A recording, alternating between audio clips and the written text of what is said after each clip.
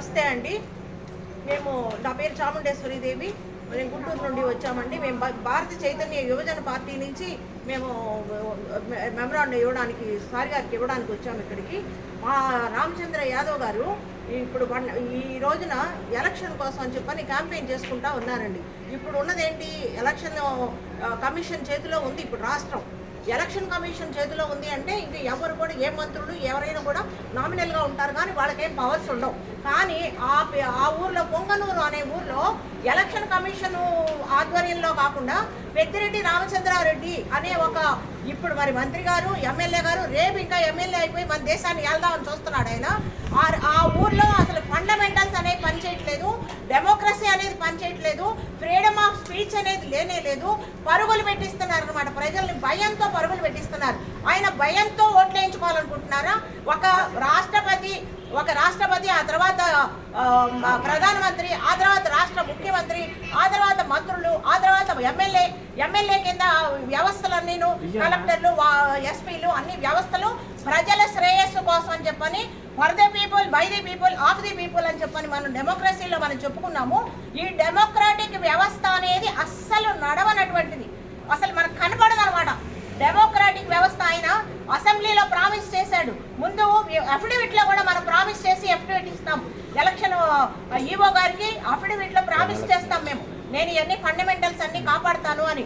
ఆయన నిజంగా ఇప్పుడు 5 సంవత్సరాలు బట్టి 25 సంవత్సరాలు బట్టి ఎమ్మెల్యేగా చేస్తున్నాడు ఆయన. ఈ రోజు వరకు ఆయన ఇష్టం వచ్చినట్టు హవా చలాయిస్తున్నాడు ఆయన. ఈ రోజు రామచంద్ర యాదవ్ గారు అని చెప్పని ఒక నవ యువకుడు అనమాట. ఆయన ఉద్యోగాలు చేసుకుంటూ, వ్యాపారాలు చేసుకుంటూ ఉన్న మనిషి వ్యవస్థల మీద ఏంటి, వ్యవస్థలు ఇలా ఉన్నాయి అని చెప్పని ఆయన మన వ్యవస్థల్ని బాగు చేయడం కోసం వచ్చినటువంటి ఒక వ్యక్తిని ఎన్ని ఇబ్బందులు పెడతాడంటే 5 సంవత్సరాల నుంచి అసలు కదలనివ్వడం లేదు. ఎలాగంటే మనిషిని ఎన్ని రకాల ఇబ్బందులు, ఇప్పుడు 30 కార్లు కాల్ చేశారండి. 30 కార్లు కాల్ చేశారు. ఎలాగంటే మనకు పోలీస్ స్టేషన్కి పోతే రక్షణ దొరుకుద్దని ఆయన కారు వేసుకొని, తన క్యాన్వాయ్ కారు వేసుకొని పోలీస్ స్టేషన్ దగ్గరికి వచ్చారు. పోలీస్ స్టేషన్లో దిగేటప్పుడు ఫోటోలు కూడా ఉన్నాయి, ఆ కారు ఫోటోలు. పోలీస్ స్టేషన్లో లోపలికి వచ్చాక ఆ కార్ని పెట్రోల్ పెట్టి తగలబెట్టారు. ఈ పోలీసులు ప్రేక్షక పాత్ర వహిస్తున్నారు. వాళ్ళ డ్యూటీ కూడా మర్చిపోయారు. దేనికోసం మర్చిపోయారంటారు? పెద్దిరెడ్డి గారి కోసం మర్చిపోయారా? జగన్మోహన్ రెడ్డి గారి కోసం మర్చిపోయారా? ఇలాంటి వ్యవస్థలో ఆంధ్రప్రదేశ్లో ఉన్నటువంటి ప్రజల్ని, 5 కోట్ల మంది ప్రజల్ని కాపాడేవాళ్ళు ఎవరు? ఈ 5 కోట్ల మంది ప్రజలు తన ఇష్టానుసారంగా ఓటు వేసుకోగలరా? బయటకు వచ్చి ఓటేయడానికి అవకాశం ఉందా? పరుగులు పెట్టించారండి పొంగనూరులో. మొత్తం తన మనుషులంతా ఈ పరుగులు పెట్టి, ఈ భయప్రాంతులైనటువంటి మనుషులు రేపు ఓటేస్తారు అక్కడ. అప్పుడు వీళ్ళే వేసేసుకుంటారు ఆ ఓటు. వీళ్ళే వేసేసుకొని ఆహా ఓహో మేము గెలిచేసామంటారు. ఈ గెలవడం అంటే ఇది గెలుపా?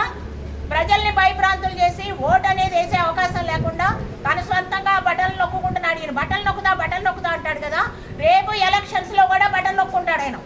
మనం ఎవరో వేయక్కర్లా, ఆయనే బటన్ నొక్కుంటాడు. ఆయనకు అలవాటైపోయింది ఈ విధంగా బటన్ నొక్కోవడం. జగన్మోహన్ రెడ్డికి తెలియక జరిగిందా ఇది? లేకపోతే పెద్దిరెడ్డి రామచంద్రారెడ్డిని నిలవరించలేరా? ఇప్పుడు మాకు ఎవరు, ప్రజలకి దిక్కెవరు?